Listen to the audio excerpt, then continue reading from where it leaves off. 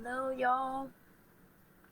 It's late, so we're just gonna hop in. I think today was one of those low vibrational days for me, and I just could never. I had a hard time trying to recover, and I actually really didn't. So we're just gonna go and get it done. I know that's not really the mindset I'm supposed to be having, but I mean, sometimes you just gotta get it done. You got nothing else to give it, and you just gotta get it done. Okay. So, we're at Judges 19. We'll go from 19 through 21, and that'll be all of Judges. Tomorrow we start Ruth, and then we're going into Psalm 76 today. From there, we can wrap up the day and just be confined to our beds. No devotionals, no nothing. We can just hop right into the reading. At the top of Judges 19, we get the Levite and his concubine. Now, in those days, Israel had no king, right? This is important because it's like a repetitive line that's been showing up in the past few chapters. In those days, Israel had no king. There was a man from the tribe of Levi living in a remote area of the hill country of Ephraim. One day, he brought home a woman from Bethlehem in Judah to be his concubine, but she became angry with him and returned to her father's home in Bethlehem. It also means that she was unfaithful to him, or she was unfaithful to him, okay, and returned to her father's home. After about 4 months, her husband set out for Bethlehem to speak personally to her and persuade her to come back. He took with him a servant and a pair of donkeys. When he arrived at her father's house, her father saw him and welcomed him. Her father urged him to stay a while, so he stayed 3 days, eating, drinking, and sleeping there. On the 4th day, the man was up early, ready to leave, but the woman's father said to his son-in-law, "Have something to eat before you go." So the two men sat down together and had something to eat and drink. They're about to poison him or something? Then the woman's father said, "Please stay another night and enjoy yourself." The man got up to leave, but his father-in-law kept urging him to stay, so finally he gave in and stayed the night. On the morning of the 5th day, he was up early again and ready to leave, and again the woman's father said, "Have something to eat, and then you can leave later this afternoon." So they had another day of feasting. Later, as the man and his concubine and servant were preparing to leave, his father-in-law said, "Look, it's almost evening. Stay the night and enjoy yourself. Tomorrow you can get up early and be on your way." This time, the man was determined to leave, so he took his 2 saddled donkeys and his concubine and headed in the direction of Jebus. That is Jerusalem. It was late in the day when they neared Jebus, and the man's servant said to him, "Let's stop at this Jebusite town and spend the night there." "No," his master said, "we can't stay in this foreign town where there are no Israelites. Instead, we will go on to Gibeah. Gibeah. Come on, let's try to get as far as Gibeah or Ramah, and we'll spend the night in one of those towns." So they went on. The sun was setting when they came to Gibeah, a town in the land of Benjamin. So they stopped there to spend the night. They rested in the town square, but no one took them in for the night. That evening, an old man came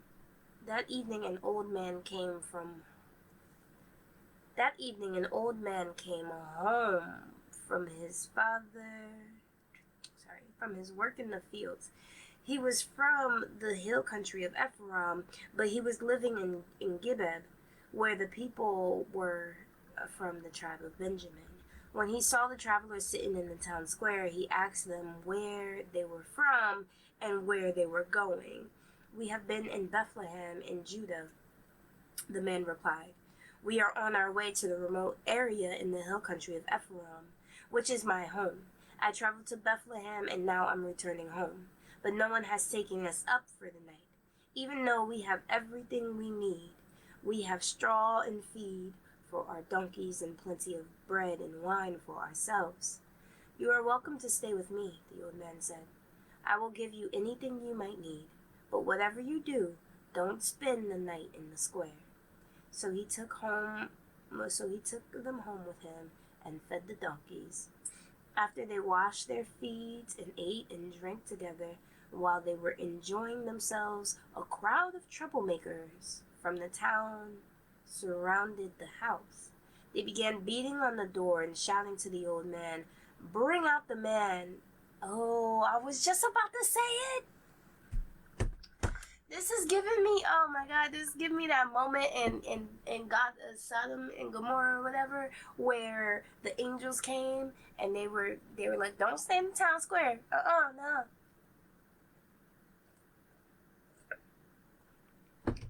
So they surrounded the house and they're knocking on the door and they said, "Bring out the man who is staying with you so we can have sex with him." Mm-hmm. The old man stepped outside to talk to them. "No, my brothers, don't do such an evil thing. It's a mimic. It's a mimic. It's just okay. For this man is a guest in my house, and such a thing would be shameful. Here, take my virgin daughter and this man's concubine. I will bring them out to you, and you can abuse them or do whatever you like. But don't do such a shameful thing to this man." But they wouldn't listen to him, so the Levite took hold of his concubine and pushed her out the door. The men of the town abused her all night, taking turns raping her until morning. Finally, at dawn, they let her go. At daybreak, the woman returned to the house where her husband was staying. She collapsed at the door of the house and laid there until it was light. When her husband opened the door to leave, there lay his concubines with her hands on the threshold. He said, "Get up, let's go." But there was no answer. So he put her body on his donkey and took her home. When he got home,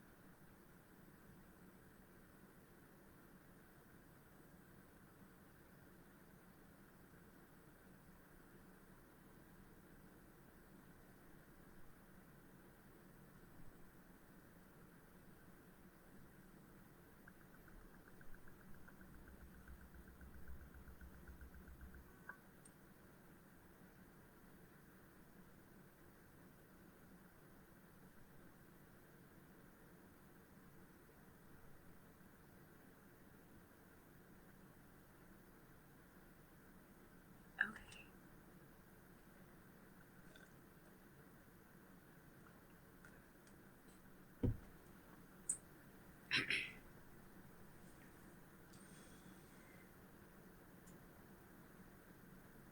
When he got home, he took a knife and cut his concubine's body into 12 pieces.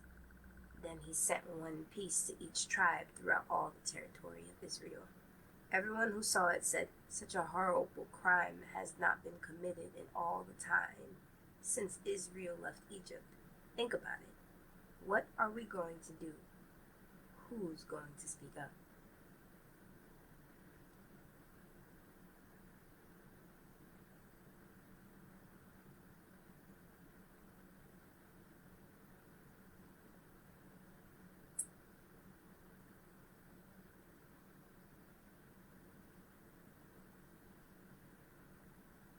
Israel's war with Benjamin. Then all the Israel then all the Israelites were united as one man, from Dan in the north to Beersheba in the south, including those from across the Jordan in the land of Gilead. The entire community assembled in the presence of the Lord at Mizpah. The leaders of all the people and all the tribes of Israel, 400,000 warriors armed with swords, took their positions in the assembly of the God and of the people of God.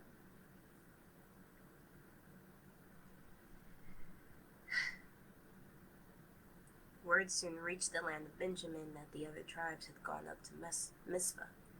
The Israelites then asked how this terrible crime had happened. The Levite, the husband of the woman who had been murdered, said, My concubine and I came to spend the time in Geba, a town that belongs to the people of Benjamin. That night, some of the leading citizens of Geba surrounded the house, planning to kill me, and they raped my concubine until she was dead. So I cut her body into 12 pieces and sent them throughout the territory assigned to Israel, for these men have committed a terrible and shameful crime. Now then, all of you, the entire community of Israel, must decide here and now what should be done about this. And all the people rose to their feet in unison and declared, None of us will return home. No, not one of us. Instead, this is what we will do to Geba. We will draw lots to decide who will attack. 1/10 of the men from each tribe will choose to supply the warriors with food. The rest will take revenge on Geba of Benjamin for the shameful thing they have done in Israel. So all the Israelites were completely united and then gathered together to attack the town. The Israelites sent messengers to the tribe of Benjamin, saying, What a terrible thing has been done among you. Give up those evil men, those troublemakers from Geba, so we can execute them and purge Israel of this evil. But the people of Benjamin would not listen. Instead, they came from their towns and gathered at Geba to fight the Israelites. In all, 26,000 of their warriors armed with swords arrived in Geba to join the 700 elite troops who lived there.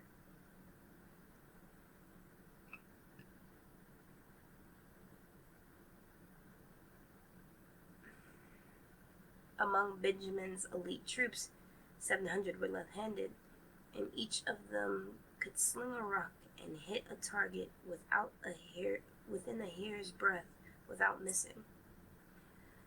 Israel had 4,000 experienced soldiers armed with swords, not counting Benjamin's warriors.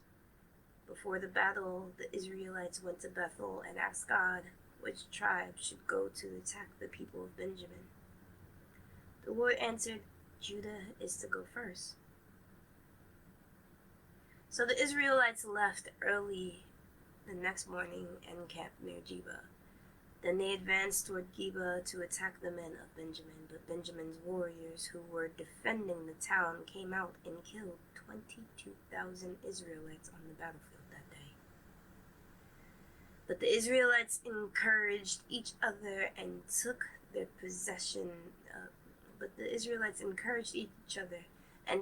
positions again at the same place they had fought the previous day. For they had gone up to Bethel and wept in the presence of the Lord until evening. They had asked the Lord, Should we fight against our relatives from Benjamin again? And the Lord said, Go out and fight against them. So the next day they went out again to fight against the men of Benjamin, but the men of Benjamin killed another 18,000 Israelites, all of whom were experienced with the sword.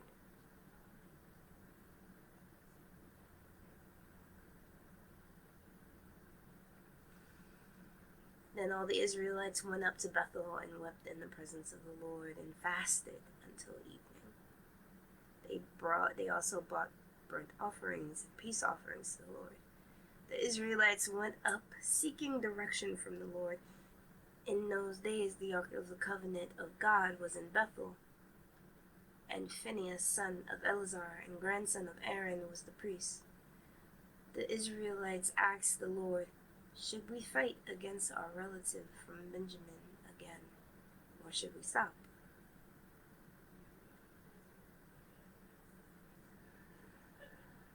The Lord said, Go tomorrow, I will hand them over to you. So the Israelites set up an ambush around Geba. They went out on the third day and took their positions at the same place as before. When the men of Benjamin came out to attack, they were drawn away from the town, and as they had done before, they began to kill the Israelites. About 30 Israelites died in the open fields and along the roads, one leading to Bethel and the other leading to Geba. Then the warriors of Benjamin shouted, "We're defeating them as we did before." But the Israelites had planned in advance to run away so that the men of Benjamin would chase them along the roads and be drawn away from the town. When the main group of the Israelite warriors reached Baal Tamar, they turned and looked up there and took up their positions. Meanwhile, the Israelites hiding in ambush to the west of Geba jumped up to a fight. There were 10,000 elite Israelite troops who advanced against Geba. The fighting was so heavy that Benjamin didn't realize the impending disaster. So the Lord helped Israel defeat Benjamin, and that day the Israelites killed 25,100 of Benjamin's warriors, all of whom were experienced swordsmen. Then the men of Benjamin saw that they were beaten. The Israelites had retreated from Benjamin's warriors in order to give those hiding in ambush more room to maneuver against Geba. Then those who were hiding rushed in from all sides and killed everyone in the town. They had arranged to send up a large cloud of smoke from the town as a signal. When the Israelites saw the smoke, they turned and attacked Benjamin's warriors. By that time, Benjamin's warriors had killed about 30 Israelites, and they shouted, "We are defeating them as we did in the first battle." But when the warriors of Benjamin looked behind them and saw the smoke rising into the sky from every part of the town, the men of Israel turned and attacked. At this point, the men of Benjamin became terrified, because they had realized disaster was close at hand. So they turned around and fled before the Israelites toward the wilderness. But they couldn't escape the battle, and the people who came out of the nearby towns were also killed. The Israelites surrounded the men of Benjamin and chased them relentlessly, finally overtaking them east of Geba. That day, 18,000 of Benjamin's strongest warriors died in battle. The survivors fled into the wilderness toward the rock of Rimmon, but Israel killed 5,000 of them along the road. They continued to chase until they had killed another 2,000 near Gidom. So that day, the tribe of Benjamin lost 25,000 strong warriors armed with swords, leaving only 600 men who escaped to the rock of Riham, where they lived for 4 months. And the Israelites returned and slaughtered every living thing in all the towns, the people, the livestock, and everything they found. They also burned down all the towns they came to.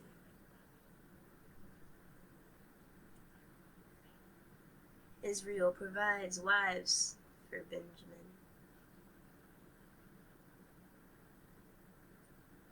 The Israelites had vowed at Mizpah, "We will never give our daughters in marriage to a man from the tribe of Benjamin." Now the people went to Bethel and sat in the presence of God until evening, weeping loudly and bitterly. "O Lord, God of Israel," they cried out, "why has this happened in Israel? Now one of our tribes is missing from Israel." Earlier the next morning, the people built an altar and presented their burnt offerings and peace offerings on it. Then they said, "Who among the tribes of Israel did not join us at Mizpah when we held our assembly in the presence of the Lord?" At that time they had taken a solemn oath in the Lord's presence, vowing that anyone who refused to come would be put to death. The Israelites felt sorry for their brother Benjamin and said, "Today, one of the tribes of Israel has been cut off. How can we find wives for the few who remain, since we have sworn by the Lord not to give them our daughters in marriage?" So they asked, "Who among the tribes of Israel did not join us at Mizpah when we assembled in the presence of the Lord?" And they discovered that no one from Jabesh Gilead had attended the assembly. For after they counted all the people, no one from Jabesh Gilead was present. And so the assembly sent 12,000 of their best warriors to Jabesh Gilead with orders to kill everyone there, including women and children. This is what we are to do, they said. Completely destroy all the males and every woman who is not a virgin. Among the residents of Jabesh Gilead, they found 400 young virgins who had not slept with a man, and they brought them to the camp of Shiloh in the land of Canaan. The Israelites' assembly sent a peace delegation to the remaining people of Benjamin who were living at the rock of Rimmon. Then the men of Benjamin returned to their homes, and the 400 women of Jabesh Gilead who had been spared were given to them as wives, but there were not enough women for all of them. The people felt sorry for Benjamin because the Lord had made this gap among the tribes of Israel. So the elders of the assembly asked, "How can we find wives for the few who remain, since the women of the tribe of Benjamin are dead? There must be heirs for the survivors so that an entire tribe of Israel is not wiped out. But we cannot give them our own daughters in marriage because we have sworn with a solemn oath that anyone who does this will fall under God's curse." Then they thought of the annual festival of the Lord held in Shiloh, south of Laban and north of Bethel, along the east side of the road that goes from Bethel to Shemek. They told the men of Benjamin who still needed wives, "Go and hide in the vineyards. When you see the young women of Shiloh come out for their dances, rush out from the vineyard, and each of you take one of them.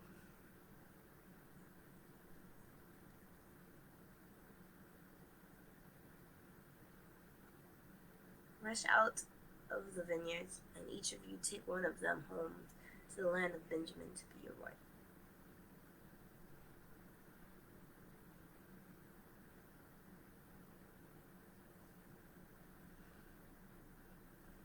And when their fathers and brothers come to us in protest, we will tell them, "Please be sympathetic. Let them have your daughters. For we didn't find wives for all of them when we destroyed Jabesh Gilead. And you are not guilty of breaking the vow, since you did not actually give your daughters to them in marriage."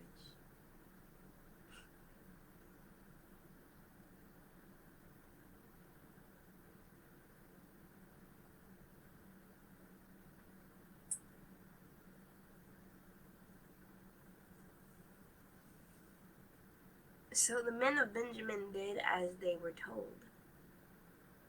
Each man caught one of the women as she danced in celebration and carried her off to be his wife.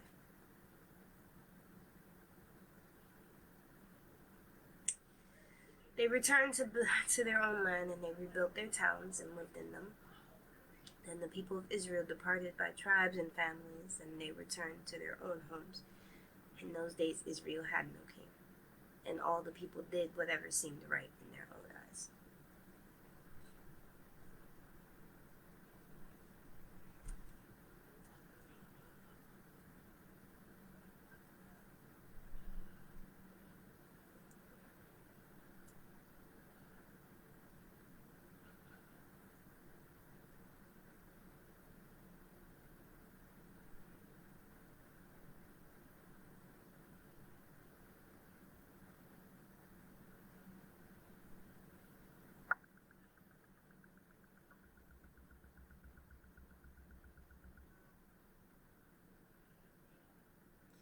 For the choir director, a psalm of Asaph, the song to be accompanied by stringed instruments.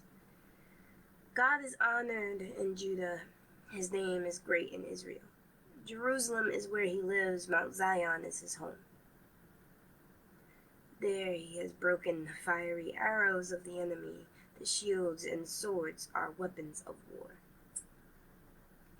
You are glorious and more majestic than the everlasting mountains. Our boldest enemies have been plundered. They lie before us in the sleep of death. No warrior could lift a hand against us. At the blast of your breath, O God of Jacob, Their horses and chariots lay still. No wonder you are greatly feared. Who can stand before you when your anger explodes? From heaven you sentenced your enemies. The earth trembled and stood silent before you. You stand up to judge those who do evil, O God, and to rescue the oppressed of the earth. Human defiance only enhances your glory, for you use it as a weapon. Make vows to the Lord your God and keep them. Let everyone bring tribute to the Awesome One, for he breaks the pride of the princes, and the kings of earth fear him.